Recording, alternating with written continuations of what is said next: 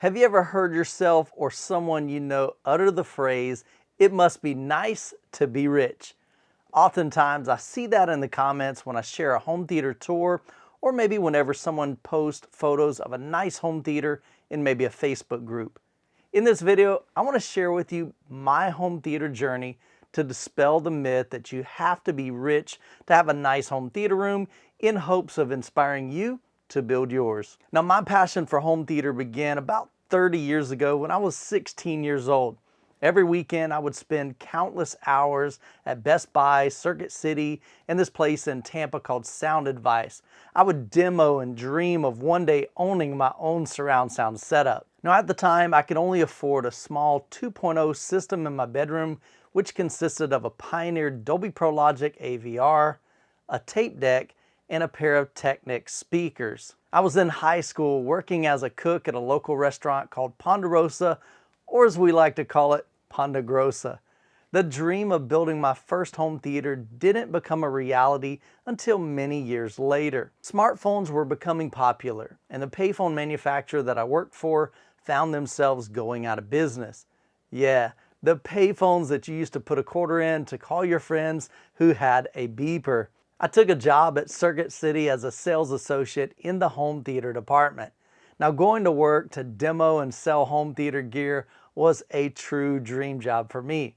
I used my employee discount to purchase my first home theater system, which included an Onkyo 5.1 AVR, 5 Polk audio speakers, which I got for about 60% off with my discount, and a Velodyne CT100 subwoofer.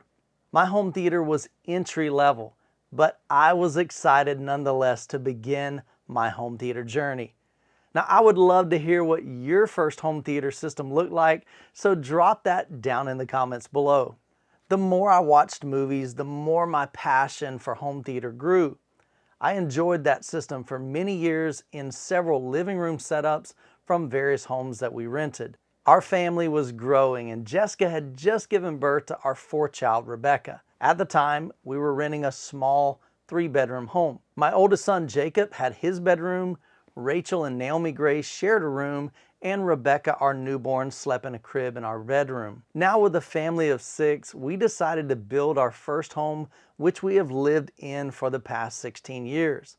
Jessica knew my love for home theater, and to my surprise, it was actually her idea to build and have a dedicated home theater in this house that we were building. Now, at the time, like many of you, I thought only rich people had dedicated theater rooms.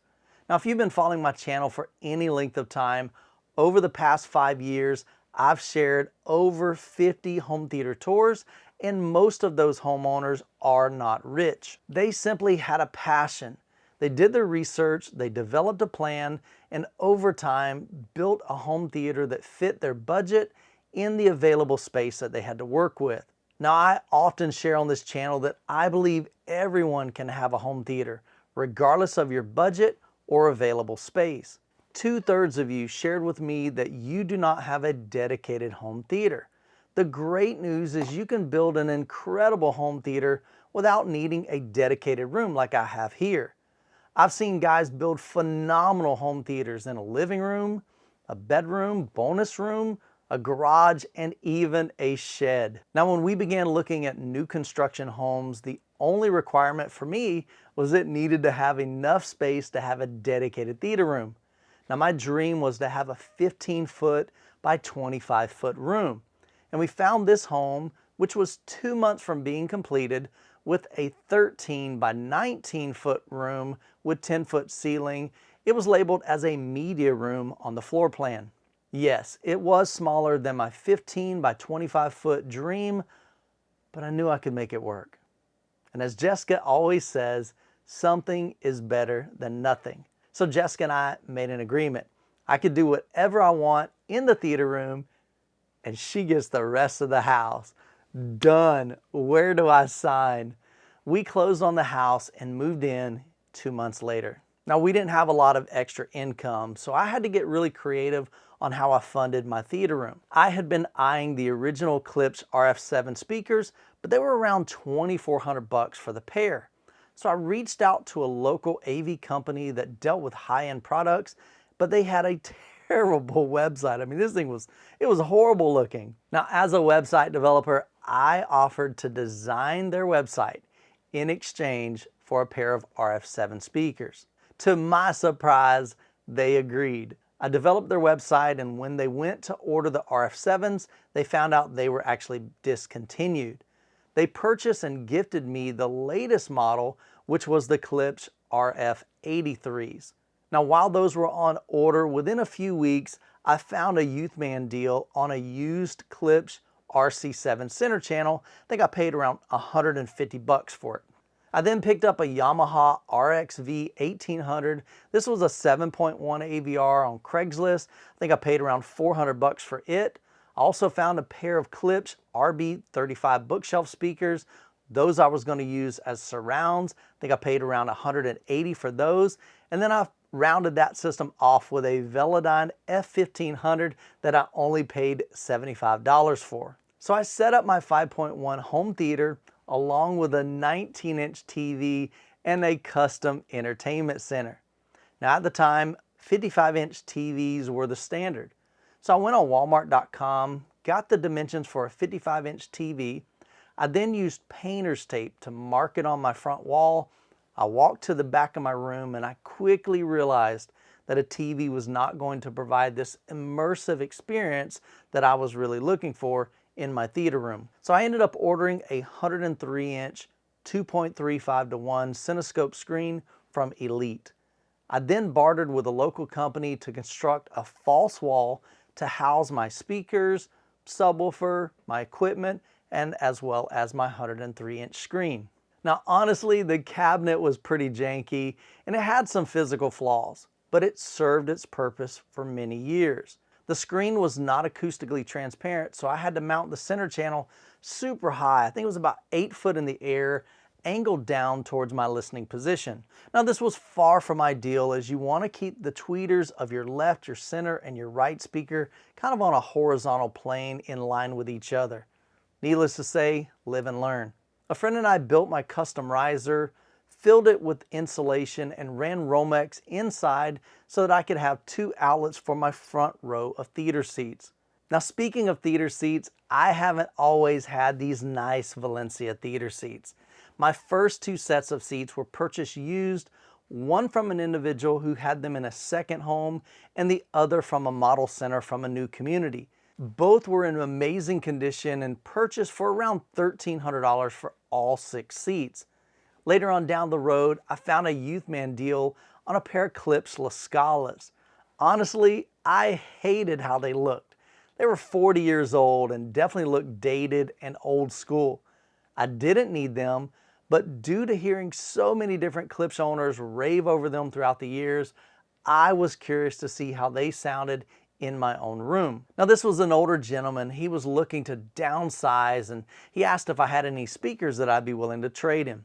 So at the time, I only had one pair that I'd be willing to part with, and that was a pair of Klipsch KG 3.2s that I was using in my office. So I took them over to his home, we hooked them up, and he loved the sound of them, and I ended up trading him the KG 3.2s that I paid only $50 for, plus I gave him an extra $400 in exchange for the 2 La Scalas. Now Klipsch doesn't make a center channel that matches the La Scalas, so I was on the lookout for a used, super dirt cheap Youthman deal for a 3rd La Scala. It did take me a few months, but I finally found a 3rd La Scala for only $300. So add those 3 speakers to the long list of Youthman deals that I would score along my home theater journey. After demoing the La Scalas in my theater room for a few weeks, it was an easy decision to sell my RF83s and use the La Scala Trio as my LCR. Now there was only one problem.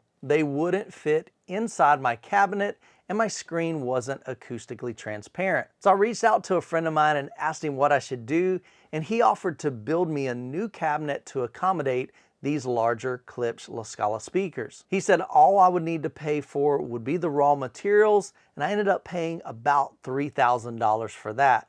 Now at the time, I was buying and selling some speakers on Craigslist, and I ended up making enough money to pay for that $3,000 cabinet. Now remember earlier in the video I told you about the AV company that I bartered for my RF83 speakers?